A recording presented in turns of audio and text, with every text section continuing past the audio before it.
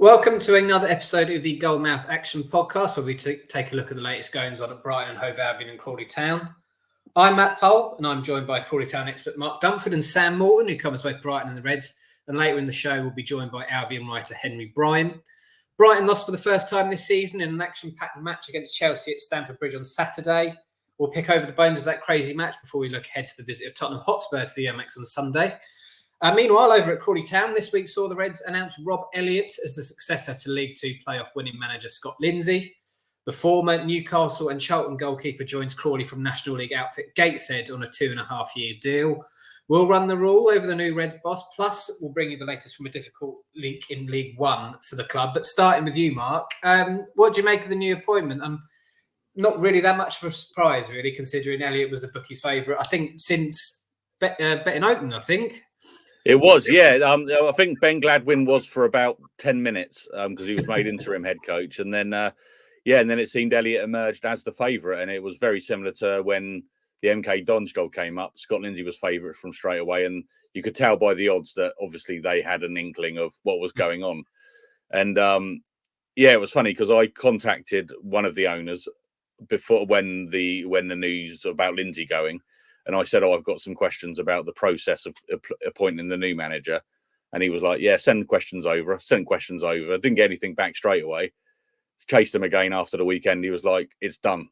And I was like, oh, okay. So the questions I'd asked were irrelevant kind of thing, because I was asking about how long it would be and blah, blah, blah. So, really quick turnaround. And, looking at him, he's obviously got really good potential. And I contacted a chap called Mark Carruthers, who's a non-league writer up in the northeast for some of our titles up there, and he covers Gateshead. And I asked him what he thought, and he just said he's done very, very well at Gateshead. He's very popular and he plays good football. And but Crawley fans should be cautiously optimistic, and optimistic because he has been so good for Gateshead. Yes, it's a lower standard, but it's still a good level of football. But cautious because he's never managed at this level, and it is a risk in that sense, but it's someone who has managed first team football and played at a very high level as well. Obviously, he's played for Newcastle, Charlton. I think we should be excited. I think it should be positive. It's going to be interesting. We haven't met him yet. We're meeting him tomorrow. So to have our first sit down chat with him. So it's going to be interesting what he's got to say. But I'm cautiously excited and optimistic. Excellent stuff. All very positive. And you mentioned the speed of the appointment there, Mark. The appointment of Elliot comes less than a week after Lindsey's departure from MK Dons. How pleasing is it to see the Crawley board make such a swift decision, Sam? Yeah, I think it was really important that they did that. So especially when you look at the league position now, obviously they've had a few disappointing results, and they're slowly edging towards the danger zone. I think they actually are in the danger zone now. Actually, yeah, they are now. Yeah. So I think that's reason enough to act fast, get the new manager in, and get the new relationships and the style of play sorted. As I mentioned last week, I think it's important that Rob Elliot doesn't change too much. He kind of just allows the players to kind of continue where they left off, and I think he'll do that. And I think when you look at his style of play at Gateshead, I think he's quite a similar kind of has a similar ethos really. He kind of likes to play attractive football, expansive football, and I think that will help the players. That's what they've become used to under Scott Lindsey. So I feel that that's probably the thinking as well behind the moves and not changing too much. So I think really important they got this new manager in quickly, and just hopefully he settles in as quickly as he can, because it's not easy, is it? Obviously, some big games coming up in League One with obviously I imagine the players are feeling a little bit uncertain, a bit not their best, I guess. So obviously, after a few disappointing results, the manager's left. It's probably a difficult time for the players. So a tough job for Rob Elliot to come in and steady the ship. Absolutely. And Elliot gave his first official interview as the new manager of Crawley Town on Tuesday. As you mentioned, we've not actually spoken to him face to face yet. But what were the main takeaways from this interview, Mark? Yeah, so he said it was an opportunity he couldn't turn down. I think as soon as they found out that the owners were interested in him, he started watching Crawley Town and watching some games. And he's just excited by what he saw, the work rate of the players, the talent of the players, the style of football that they been playing. And he said, what did he say? He said, if you have any group if you have that in any group, you will be successful. And when you have their bravery to play and the style of play that has been implemented at the club for a long time from the previous manager, Scott Lindsey, and the team did a brilliant job. It's just an opportunity I couldn't turn down. I think it's a bit sad that he had to leave Gateshead because he was doing a good thing there. I mean, obviously they won the FA Trophy. They were 5th, I think, in the National League table. It's a horrible league to get out of, the National League. So to do well in that league, he's obviously got some kind of potential. But he was talking about the playing style, like Sam just said, that Gateshead had a similar playing style, and he wants to do the same here. But he obviously mentions that they want to start scoring goals. That's the key thing, and I think he's willing to adapt. I think that's something with Lindsey. He never wanted to go away from Plan A. You just got to do Plan A better, as people say. But I think Rob Elliot, you get the impression that if it's not working, he will maybe make some tweaks and changes. But I don't think he's going, from what he said in the interview, I don't think he's going to be changing things massively. He's going to give it a go and then slowly make tweaks to try and make it better, to make them score goals, because that's what they need. They just need to score goals. They're playing well. But then a big thing, I think, is the 2 people he's brought with him, Louis Story, his assistant, and Anthony Sweeting, who's going to be a coach. Anthony Sweeting joined Gateshead in the summer, and he's proved a massive. He said he's taking Gateshead on another level this year, this season, with Sweeting on board. But Louis Story's an interesting one because he's his assistant. He's known him for years. He's like his best pal. But he's been playing for Gateshead as a player. So it's going to be interesting to see if he gets involved playing. Obviously, this is League One, massive step up from the National League. So we'll see if he gets involved. But it all seems really positive from that first interview. I don't think Crawley fans are going to see huge changes in the way they play, but he's willing to give all the players an opportunity, which is really good because they've got quite a big squad. Scott Lindsey was always very... has seemed to have his favourite 11 this year. If you look at the defence, midfield, and that, it always he started to change things a little bit after a couple of defeats with Will Swan instead of Hepburn Murphy up front. But yeah, Elliot said that he is going to give everybody a chance. It's a clean slate, and next 2 games he's got EFL trophy on Tuesday. So in the next 2 games, you could see every player in that squad used, so he can have a look at them in action, kind of thing. So interesting, but all very positive from that first interview, and the fans, I think, responded well to that interview as well from the comments I saw. Yeah, absolutely, and I think we've brought up playing style quite a bit now. At his unveiling, Reds chairman Preston Johnson said that Elliot's style of play will bring continuity and greatly benefit the players. Do you think that, we've kind of touched upon it, Sam, but do you think Elliot's expansive brand of football was one of the key factors in his appointment? I think so, absolutely. I think we mentioned it a little bit before there. I think it's so important that they follow exactly what Scott Lindsey was doing in that sense. That Plan A, I feel like, is very similar. And you kind of want to put pressure on the opponent, dominate possession, and to give the fans something to be excited about. And we've really got that under Scott Lindsey. Some of the best football we've ever seen at the Broadfield Stadium, in some of the biggest games, as we saw in those playoff games. It was even in those games when you felt like maybe he'd be more pragmatic and more cautious, he really wasn't. And they played in exactly the same way, that kind of fearless brand of football that got Crawley to where they are, and the reason why Scott Lindsey was so successful. So I feel like that's the blueprint going forward. I feel like that should be the style that's continued to be used at the club, and I really hope that Rob Elliot does that, and I think he will do from what we've heard so far and what we saw from him at Gateshead. So I think all the signs are really good, and I do like the fact that he's got a plan B, because I mean even in Brighton we've seen that with De Serbi. He had one plan, it often didn't go right, and even the new man, I think time will tell. But obviously, as we'll discuss later on, there's a potential some changes needed to that plan in certain games. So I feel like whatever league you're in, I think it is important to have a plan B. So that's really good to hear that Rob Elliot has that. Also at the unveiling, Reds chairman Preston Johnson said, "We're not appointing Rob, as in Rob Elliot, to be Scott Lindsey 2.0. What do you make of this statement, Mark? And what do you think Johnson meant by it? It seems a bit of a funny thing to say to me. It did seem really odd. It's like when a presidential campaign's that, you're always told not to mention your opponent. And I think everybody now, as soon as everybody heard that Scott Lindsey was leaving, a lot of the fans were like, "We just got to move on now. He did his job. He was brilliant. But now we need to sort of get behind the new one. And it just seemed a really odd thing to say. I personally think in that statement, it was like, we've got Rob Elliot. Why are you mentioning Scott Lindsey again? You can mention Scott did a great job. Here's Rob Elliot. He's going to do his own thing and that. But I thought maybe he thinks that the fans think that they've just got someone who can play the same style as Scott Lindsey.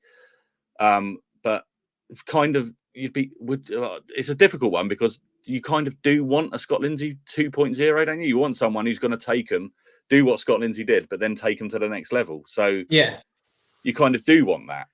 But to mention it like in that sort of vein, I just found it a bit odd in the statement when you're welcoming the new manager. You want this positivity, and then you say, "Oh, we're not appointing a Scott Lindsey 2.0," and it's I don't really know what he meant by it. And I think I discussed with you when the statement came out. I said, "Why did he say that for?" So it'll be interesting. I don't know if Preston Johnson is going to be at the press conference with Rob Elliot tomorrow, but I'm going to ask him that. He mentioned it, so I'm going to mention it. I'm going to say, what did you actually mean? You don't want a Scott Lindsey 2.0? Because to Scott Lindsey 2.0 sounds pretty good, if you ask me. So but I'm sure Rob Elliot is his own man, and he is going to do things his own way. Yes, there's going to be similarities in the playing style, but maybe that's what he meant. He just went, please treat Rob Elliot as his own man. Don't see him, don't compare him to Scott Lindsey, maybe is what he meant. But that's me speculating. So, but yeah, just a very odd thing to say. But yeah, never mention your opponent, never mention the past. Move on, look forward. I'd have to agree with you there. I think it's a very odd comment for him to make because, as you said, Rob Elliot is his own man, and I don't think any comparisons to Scott Lindsey will help him potentially in the long run. No, exactly. Yeah. But we'll see how it goes. As I said, I'm all very optimistic about Rob Elliot. And speaking of optimism, Sam, it seems that the appointment was taken quite well by the Reds fans. And looking at the comments as well, it seemed that Gateshead fans as well were quite sorry to see Elliot depart to the Broadfield Stadium. Absolutely. Yeah, no, starting with the Gateshead fans, they've really said that he gave them some of their best moments and matches they've ever seen. They'll be forever grateful for that. It was one comment that I think you wrote in your article, Matt, that you picked up on. And people have pointed out that he's kind of deserved this move. Like, he's done so well at Gateshead, and Gateshead are not, the fans are not begrudging him at all, and they feel like it's such a big step up for him, and they're really proud to see their manager going obviously from National League obviously to League One. I think they're really pleased with that, despite admitting that it is heartbreaking. But they do really wish him the best at Crawley. And they've one person said, "Enjoy him, lads. He'll play great football, and he has a plan B. Hope he does well. So take care of him." So that was really nice as well. And the Crawley fans have taken it well as well. I think one comment said, "I'm ready to start smashing our way back up the league." So plenty of optimism there. But one person said, "It's very early days, but he believes it's a very good fit for the club." So yeah, I think there's definitely signs are very positive. And I hope he has a quick start. He needs it. I think he needs to get some points on the board as soon as possible. Yes, absolutely. And he'll need to get points on the board after the week that Crawley Town have just had. Crawley Town, under interim manager Ben Gladwin, fell to a 2-0 home defeat against Bolton in League One on Saturday in front of the Sky Sports cameras. You were in attendance for this one, Mark. I think we've briefly spoke about it between us, but it sounds like it was quite a frustrating day at the office of Crawley in terms of their lack of cutting edge. It was, absolutely, yeah. And I think I'm going to sum up the because we're going to come on to the Mansfield game as well. I might as well talk about them together because they were almost identical in the way Crawley conceded the first goal. Both were within the first 10 minutes, I think. The Mansfield one might have been a little bit later, but it was from a corner and a player was unmarked and he just smashed home. Really poor defense. It sort of really didn't seem organised at all. And I saw a stat this morning that Crawley's in the last 6 games they've gone behind. They've gone behind, I think, and haven't been able to. Sort of gone behind early. Sorry. And haven't been able to, and they're always chasing the game, and that's what they were doing in both these games. But they chased it really well. In both games, they had 60-odd% possession. The only difference was in the Bolton game, they lacked any kind of creating any chance, creativity.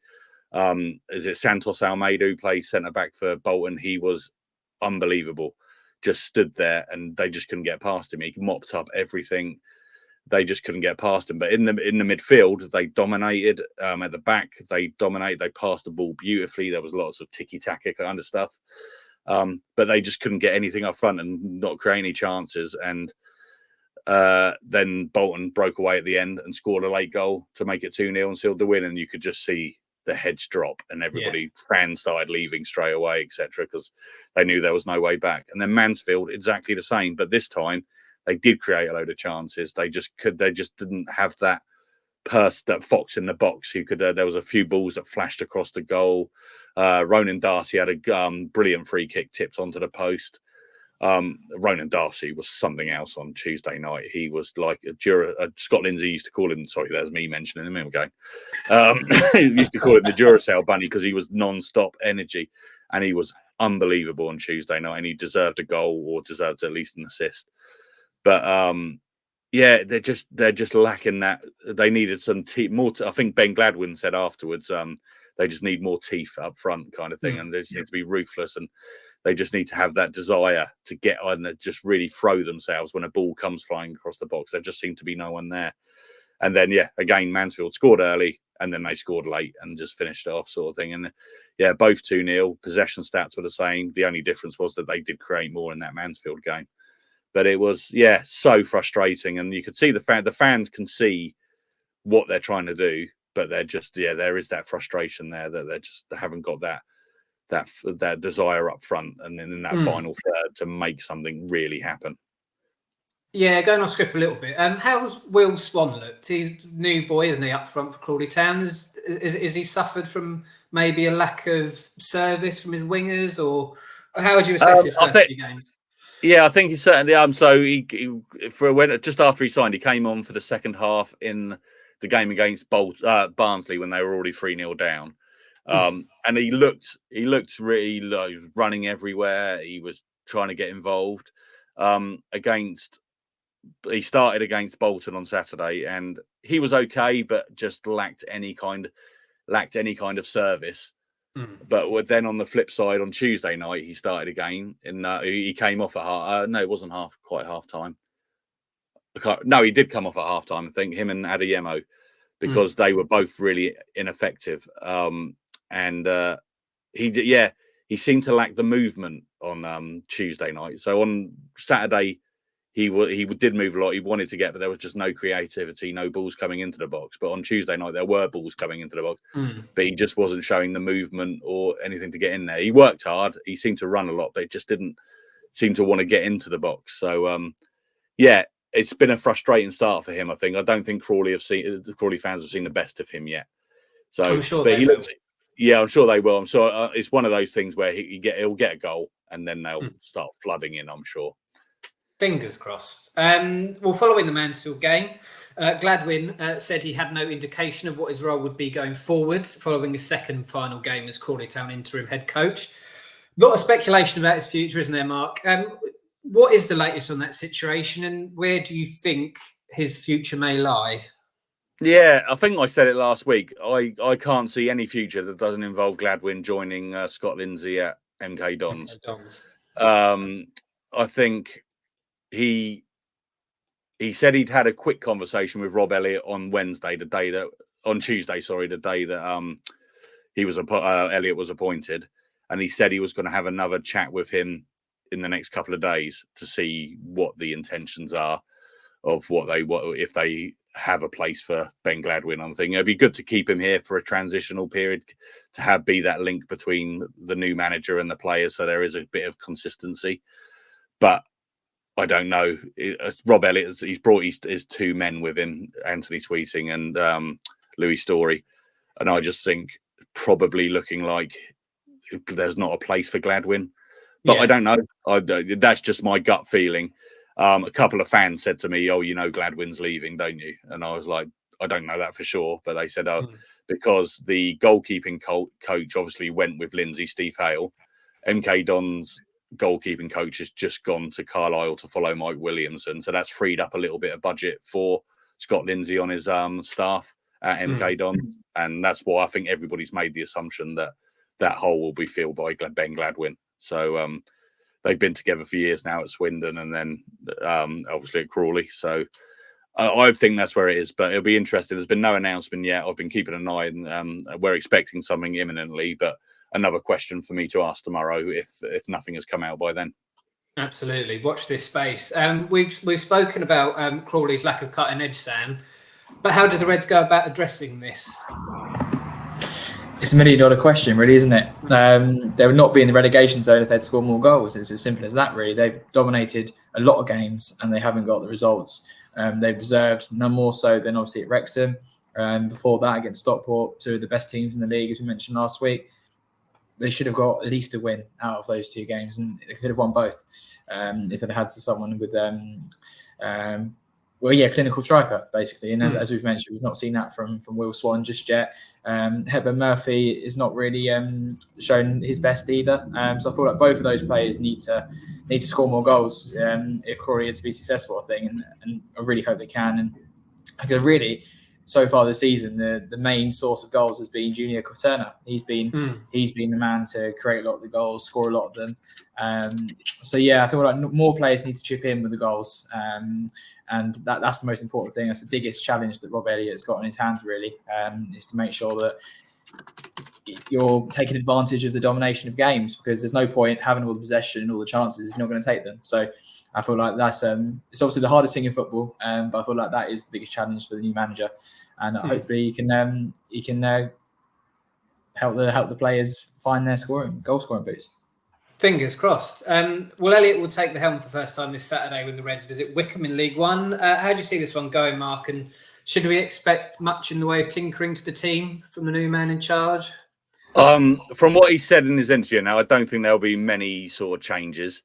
It'll be interesting to see what he does up top, whether there is a bit of a change to try and make something happen to score goals. But certainly defensively in the midfield, I don't see why he would change it, because they are controlling games. It's just whether they throw someone in for a bit of creativity. I should say on Tuesday night they were much better second half because they changed it. Jeremy Kelly didn't start for the first time this season, and when he came on, he made a big difference as well. So be interesting to see if he goes back to him starting. But it's got to be a tough game. Wycombe currently 8th in the table. They've won 4 of their 8 games, drawn 2 of them, lost 2.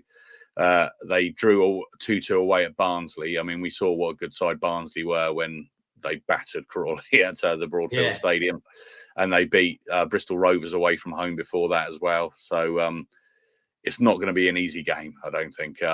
Matt Bloomfield in charge at Wycombe Wanderers. I'm going back to my old stomping ground, where my first ever job, the Wycombe Leader, as a trainee reporter. So I'm looking forward to going to that and seeing what Rob Elliot does, because it's going to be interesting, because he does need to make changes and he does need to inspire them. But I don't know if making wholesale changes will work straight away, because you don't want to confuse the players. So I think it's just a lot of it about instilling confidence as well. But it won't be an easy trip, but I'm sure there'll be a load of Reds fans there to cheer the boys on and cheer Rob Elliot on.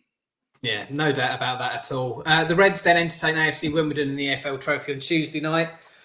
Seems like less of a priority this season, Sam, than the league. Do you reckon we'll see Elliot give a chance to some of his fringe players and see what they're made of?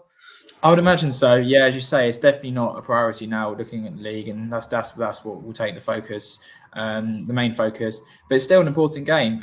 I'll be at this one. I'm looking forward to it. It's always a feisty one against Wimbledon. Obviously, they're rivals, so it should be a good watch either way. Obviously, you've got that. They're playing for the kind of the pride as well. They want to do have one over Wimbledon as well as anything else. And obviously for the fans, they'll be well up for it. But if you look at Wimbledon's form, they were narrowly beaten 1-0 by Newcastle in the League Cup this week. So they clearly don't roll over easily. I think Newcastle obviously dominated the game, but it was a penalty in the end that obviously won the game for them. So Wimbledon, obviously a dogged team, made it really hard for Newcastle to score. But in the league, their last 2 league games were a goalless draw at Bradford. Before that, they beat MK Dons 3-0. And then before that was a 1-0 win over Fleetwood. So clearly in really good form and not conceding many goals. They sit 11th in League 2 with 4 wins, a draw and a defeat. But they've actually played not many games because of postponements. They played the fewest games in the league, actually. So if you look at the points to game ratio, I think probably the best, or one of the best, if not the best in the league. But I think, yes, still, obviously, Crawley in the league above, they should be going there expecting to win. And it's a good chance for the fringe players to impress their new manager, because for a lot of them, it's a clean slate. So they'll be looking to really show what they can do and show the new man why they should be in the starting 11 for the league. Because as Scott Lindsey quite often said, he kind of had his favourite team. It was very difficult to get him to change that. Obviously, with his plan A, we didn't want to change many things for the league. But Rob Elliot will be coming in with a new perspective of things, and he'll be looking at this game against Wimbledon, seeing what players perform, and potentially they could become a starting player.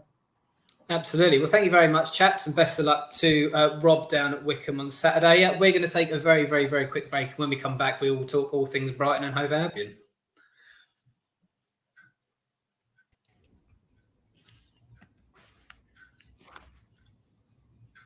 Welcome back to the Gull-Mouth Action podcast, where we'll now discuss all things Brighton and Hove Albion with Henry Bryant and Sam Morton giving us the lowdown. Starting with you, Sam. Crazy old game at Stamford Bridge. Crazy scoreline as well. But did that tell the full story? It didn't. 6 goals, and they all came in the first half. And to be honest, there could have been another 6 in the first half, let alone the second. It was a game that I've never seen the likes of, to be honest. It was absolutely crazy. Brighton actually took the lead for Jorginho Rutter getting his first goal for the club. So a really, really good start for Brighton away at Stamford Bridge. But Chelsea responded really quickly. Cole Palmer hit the post. They had a goal harshly ruled out for offside. 2 goals ruled out for offside. One was harsh, one was obvious. And Cole Palmer scored 4 goals in that first half. Some terrible defending, some big mistakes. None more so than Adam Webster gifting the ball to Nicholas Jackson that led to a goal. Verbruggen was caught playing out from the back for Cole Palmer's 4th. Obviously, they gifted a penalty for one of them. It was a bit of a disaster, in all honesty. They obviously really missed Van Hecker, who was injured. We'll talk about that a bit later as well. But Adam Webster and Lewis Dunk playing a high line isn't necessarily the best way to go if you're playing away at Stamford Bridge. And they were taught that the hard way. But as I say, they lost 4-2, but it could have been a lot worse. It really could. The chances that Chelsea missed. Jackson could have had a hat-trick on another day. Sancho was unlucky not to get on the score sheet. Yeah, it really was. It really was a bit of a drumming on all counts, really. But Brighton did look a threat going forward, and they got a second goal through Carlos Baleba, which initially did bring them back into the game because they were 3-1 down. They got a goal back to make it 3-2, and you felt like they could have equalised because Chelsea was still a bit suspect defensively. But Brighton really, they've got a lot of improvements to do in that area of the pitch in defence, and to make sure that they learn from this, really, and they don't let that happen again, because it really was a harsh lesson. It was indeed. Henry, how much of a concern was the defensive performance? I ended up catching the highlights of Match of the Day, and it looked like Brighton were suicidal at the back sometimes. Is the high line in need of a rethink? I think so in some games. I think that high line was just such a massive talking point amongst fans and pundits after the game. We have to mention as well, it was a slightly different squad to what we'd seen in the opening games. Kadioglu coming in for his first sort of Premier League start there. No Veltman in the squad. No Jean-Paul Van Heck that we mentioned. Adam Webster coming in there. So this new highline tactic coming along with players that aren't as familiar with playing together as the season's just started, and getting used to this new manager, I think did add to the poor defensive performance. And against a team like Chelsea, it's going to be really difficult because they're just finding their form now with all of these players, and it looks like they've got a really, really dangerous attack. And we saw that with those 4 goals from Cole Palmer in the first half. As we mentioned, Baleba got caught out, Verbruggen got caught out, Webster got caught out. But I think overall, with the fact that it's a very new tactic that we're playing here, I think that it just puts everyone under the cosh, especially playing teams like Chelsea. And we just didn't get it right. I think Herzella just didn't get it right. And there was a lot of things said after the press conference was sort of done, and Herzella said he should discuss the high line before he goes out into the public and say something about the style of play. But he did mention, as he was correct in saying, there were too many individual mistakes. I think with playing that high line, you do need a certain caliber of defender that's got a bit more pace to him. You need a bit more reassurance at the back. And I think that it was a rude awakening for Hazella into sort of how games can go so quickly in the Premier League. I think that it's going to be a real tricky one. I'm interested to see how we sort of do that and are able to sort of thwart that pressure if we play the same high line against Spurs. Yes, absolutely. We're speaking of the Spurs game. What is the latest injury news, Sam? I'm hearing that one key defender could be out for a while, which is a bit of a concern. Yes, so we're hearing that Jan-Paul van Hecke could be out for 6 weeks following a groin injury. He revealed that he had a significant tear to the groin after that game at Chelsea.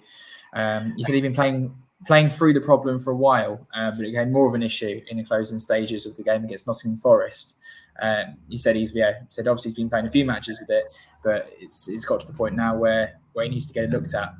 It's also potentially he's made it worse in playing games obviously with an injury, which is obviously not great. So he needs to see how the rehab goes, but it could be around 6 weeks before we see him again.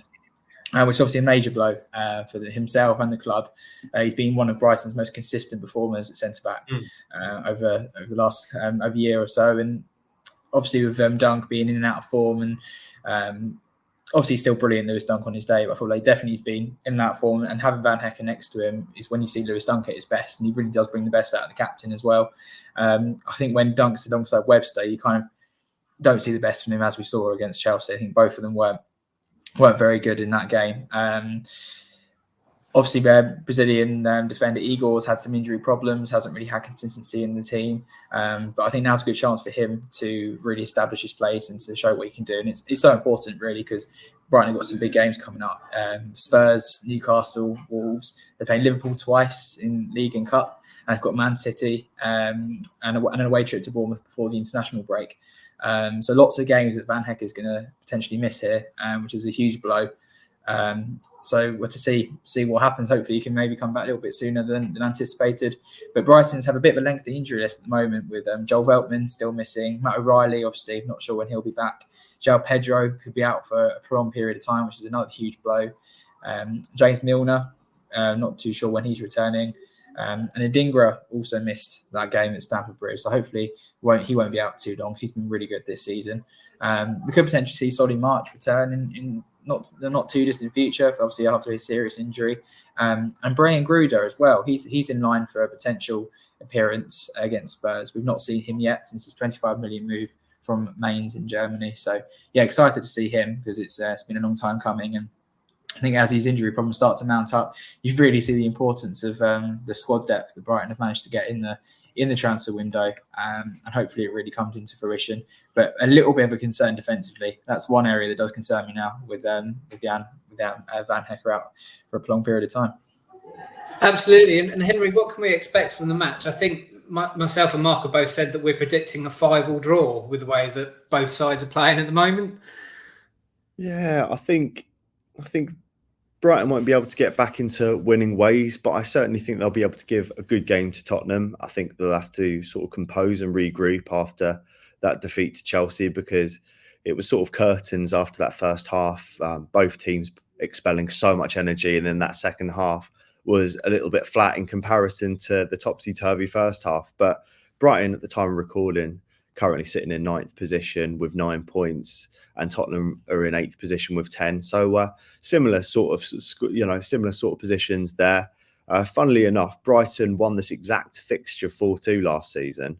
I wouldn't mind that happening again. But Spurs have won their last 2 Premier League games, beating Man United 3-0, Brentford 3-1.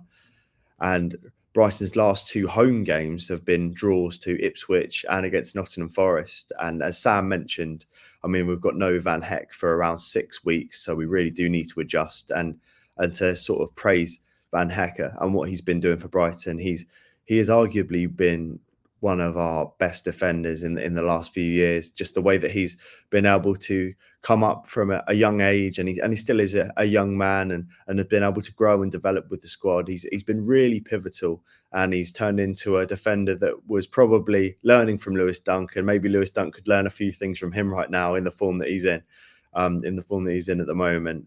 But yeah, the the 24-year-old Van Heck said that he'd been playing through the problem that he had for a while, but it became more of an issue during the end of the 2-2 draw with Nottingham Forest, and it's just a case of trying to get him back now. Dingra could be back in the squad, and he's been in fine form lately, so that's more of an attacking threat for us. Veltman could be back as well because it was illness that took him away from that Chelsea game, and as Sam was mentioning as well, Gruder could be another attacking option. So yeah, lots to think about, and it's just the way that Herzella bounces back really and gets his players ready, because Tottenham, we know, can score goals. Maybe they should have scored more goals as well against Manchester United when they played and won 3-0 there. But yeah, it'll be a really tricky match. I don't see Brighton winning this one, but I do think that if we can give a good account of ourselves defensively, as well in other positions, but most importantly defensively, and making sure that high line isn't as leaky as it was last time out, then that'll be making a good account of what we can do.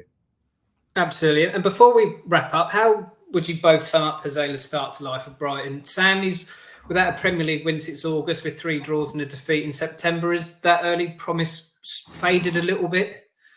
Yeah, it's difficult, isn't it? Because he obviously got that Manager of the Month award, and I think, as I think you rightly predicted, that could have put a curse on him, and that seems to have happened. Yeah, really good start with those wins against Everton and Man United, and obviously they haven't won since that game against United. Obviously with the 3 draws against Arsenal, Ipswich, and Nottingham Forest, and then losing against Chelsea. And there's obviously absolutely no shame at all in drawing against Arsenal. It was a really good result, but they really need to pick up some points in those home games against Ipswich and Forest, and that's the only two. They're the 2 games you kind of look back on as the 2 missed opportunities, really. Because I think the form Chelsea were in, losing there wasn't necessarily a disgrace at all. It was just the manner of it was a bit farcical. But I feel like there's still plenty of room for improvement, and I just really hope that Herzella learns from where he's gone wrong. I think there's been some really good signs. But obviously some worrying ones as well, and just hopefully he learns from that. I think obviously as we saw with De Zerbi, it just felt like he was just stuck to his plan A all the time, and you didn't really see any tweaks from him, and even in games that you felt like he needed to be a bit more pragmatic. So I think maybe Herzella will learn from that. He's obviously still a very young coach, and still obviously got a lot to learn in the Premier League. And I think Martin Keown perhaps harshly said he was wet behind the ears in commentary the other day, and you can see the argument is obviously a very young manager still learning his trade, and things aren't always going to go right for him. My advice, Sam, would be just ignore anything Martin Keown says. Quite frankly, he's Agreed. Don't like him. I nearly said a very rude word then. I stopped myself. Henry, as a Brighton fan, what's the mood amongst supporters at the moment with Herzella? Is there still that optimism after this recent run? I think that it's just getting into that sort of winter period and seeing how he does there, because I think that when we saw the sort of run he had, in that first month of the Premier League, getting the Premier League Manager of the Month award, a lot of fans were saying, we told you, we've got, a 31-year-old manager, and he's performing and he's getting results. And I think that first game in particular, that 3-0 against Everton, that really did make fans think, yes, that's a tricky game for Brighton, and we've been able to do well. But I do think that there's a little bit of a flat atmosphere with some fans thinking that we just need to give him a bit more time. Other fans are thinking, well, we've spent X amount of money, about that £200 million mark. Why are we sort of struggling against why are we struggling, in defence when we've had such a sort of a big spend up, really? I think in terms of Herzella's style of play as well, is something we still need to get used to. Obviously, Chelsea aren't shy on spending money, and they've had a real spend up in recent seasons, and their attacking threat shows. But I do think that in terms of Herzella, if he's not able to get some results in the next month or so, and we sort of end up in that sort of bottom end of the table, then there will be a lot of question marks as to whether he is actually the right man for us.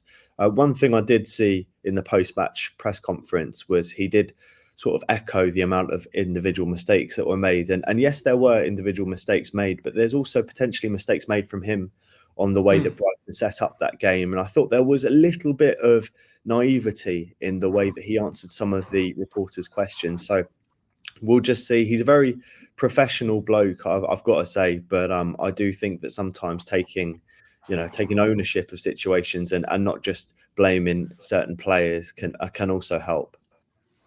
Yeah, I think you do make a good point there with the money they've spent. I think if you spend that amount of money, you should be beating newly promoted Ipswich at home. But I've no doubt we'll turn it around against Spurs. And before we wrap up, we'll have our score predictions as usual.